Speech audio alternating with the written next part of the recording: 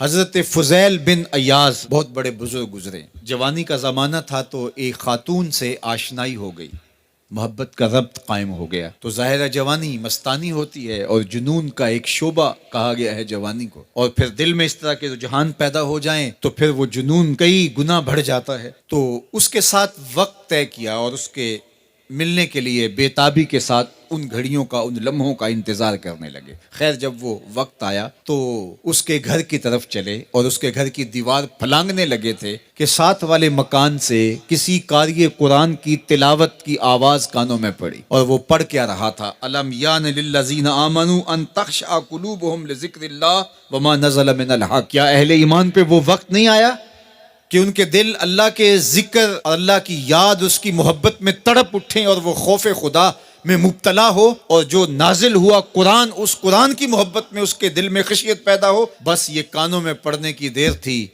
کہ دوبارہ گلی میں چھلانگ لگائی اور کہا میرے اوپر وہ وقت آ گیا ہے، اور جنگلوں کو روتے ہوئے نکلے. اور حضرت فضیل بن ایاز پھر ولیوں کے امام قرار پائے.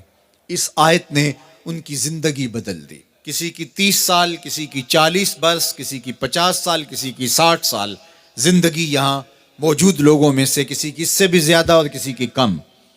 اس آیت کریمہ کو ذرا اپنے اوپر وارد کریں تو اللہ ہمیں نصیب کر دے کہ ہمارے دل تیرے خوف سے کانپ اٹھے اور تیری خشیت سے ہمارے دل لرز اٹھیں، اور قرآن کے ساتھ ہمارا ربط مضبوط اور مستحکم ہو جائے، اور ہم یہ اقرار کرتے ہوئے تیرے حضور حاضر ہو جائیں، مالک وہ وقت آ گیا ہے کہ ہمارے دل تیری یاد سے، تیری محبت سے، تیرے پیار سے مالا مال ہو گئے، اور اپنی باقی زندگی ہم تیرے پیار میں، تیری محبت میں اور تیری یاد میں بسر کریں گے. حدیث پاک میں آتا ہے کہ اگر کوئی شخص اللہ کے خوف سے رویا اور اللہ کے خوف سے رونے کی وجہ سے اس کی پلکوں کے بالوں میں سے ایک بال کی جڑ گیلی ہو گئی تو قیامت کے دن وہ بال کھڑا ہو جائے گا، اللہ یا تو مجھے نکال لے یا اسے جنت عطا فرما دے. تو اللہ جل شانہ اس بال کو تو آنکھ سے نہیں نوچے گا، بلکہ اس شخص کو اللہ جنت عطا فرما دے گا. اللہ اکبر.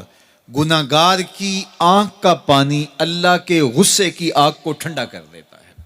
اس لیے ہمیں رونے کا کہا گیا، فَلْيَضْحَكُوا قَلِيلًا وَلْيَبْكُوا كَثِيرًا.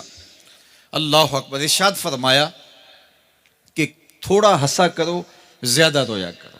صحابہ کو ہنستے ہوئے دیکھا تو آقا کریم علیہ السلام نے فرمایا کہ تمہارے تک اللہ کی امان نہیں پہنچی اور تم ہنس رہے ہو. عرض کی حضور اس کا کفارہ؟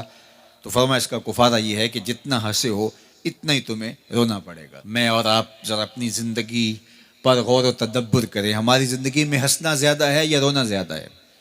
سویر سے لے کر شام تک کہے زیادہ ہیں، ٹھٹھے زیادہ ہیں، مذاق زیادہ ہیں، لطیفے زیادہ ہیں، یا عبرتیں زیادہ ہیں؟ تفکر زیادہ ہے، تدبر زیادہ ہے، سوچ بچار زیادہ ہے، یاد الہی میں تڑپنا زیادہ ہے، آنکھوں سے یاد خدا میں بہنے والے آنسو زیادہ ہیں، یا غفلت سے پھوٹتے ہوئے کہے زیادہ ہے؟ مجھے اور آپ کو اپنی زندگی کا ضرور محاسبہ کرنا چاہیے. ٹھٹھوں سے، مذاق سے ہماری مجلسیں بھرپور ہوتی ہیں. ہم دن میں جتنا ہنستے ہیں کیا اس کا 10واں حصہ بھی ہم تنہائی میں بیٹھ کے اللہ کی یاد میں روتے ہیں؟ اگر ایسا ہے تو مبارک ہو، اور اگر ایسا نہیں ہے تو اللہ سے آنسو مانگو، اللہ سے درد مانگو، اس کی یاد میں رونا مانگو، اس کے ذکر میں تڑپنا مانگو، اس کی محبت میں بے تابیاں مانگو، آنسو مانگو، سسکیاں مانگو. تڑپنے پھڑکنے کی توفیق دے، دل مرتضیٰ سوز صدیق دے. اس کے حضور عرض کرو کہ مالک ہمیں تڑپ دے، ہمیں سوز و گداز دے، ہمیں کیف و سرور کی دنیا نصیب فرما دے، ہماری آنکھوں کو آنسوؤں کا جمال عطا کر دے.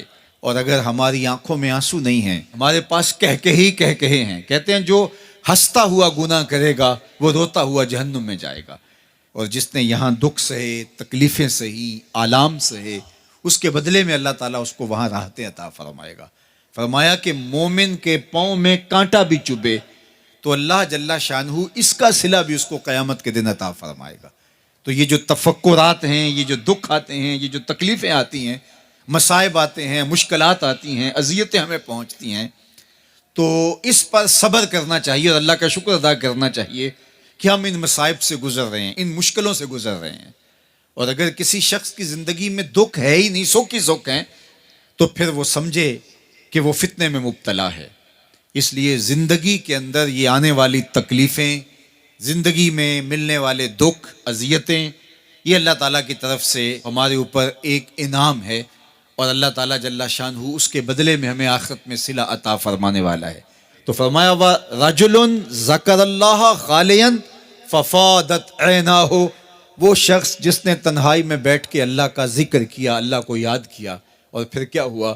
فرمایا اس کی آنکھوں سے آنسو ٹپکنے لگے. تو میرے اور آپ کے آقا و مولا نے فرمایا قیامت کے دن جب کوئی سایہ نہیں ہوگا، یاد الہی میں رونے والے کو اللہ اپنے عرش کا ٹھنڈا سایہ عطا فرما دے گا.